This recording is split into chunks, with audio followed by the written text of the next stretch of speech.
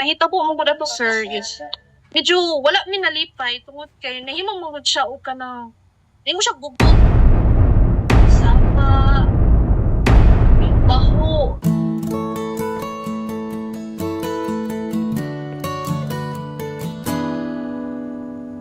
Lipay pa biya ni na ang gym kay pagtukod gud sir burag ka na bitong yung mga base lang mga base foundation pa siya gimo gyud pa naman siya playground ako sir dili dito panganak dili na po kunid ako ni siya ang gym wala pa ni siya kaning playground daw ni siya sa una nana siya gamay nga bungkot gamay lang jud niya igo lang siya ginahimo na mo siyang playground kay kasagbutan man siya katurong bungkot medyo na-part niya na upaw moto ang kining ginadulaan karabi tong mga palwa sa lubi muna mo ginagamit gikan sa taas pa dun sa ubos.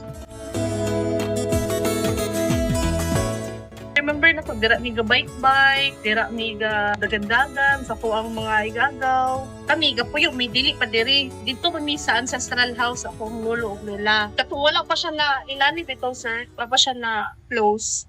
Medyo saba gud siya. Kami nang mag-disco na yung mga party. Okay. Medyo saba gud ang gym pero karon niya inana na siya, master na siya. Nalipay na pud mi kay ma-minimize naman na saba. Dili na gud pareha sa una sir pa nga matulog mi ga-vibrate gud ang bed.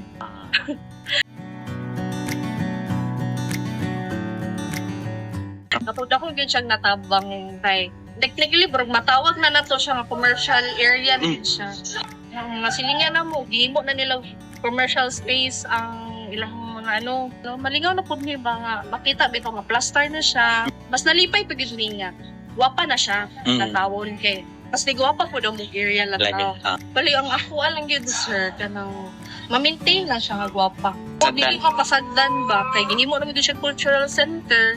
So, uplo po na mo nga, ma-maintain yun iyang kagwapa.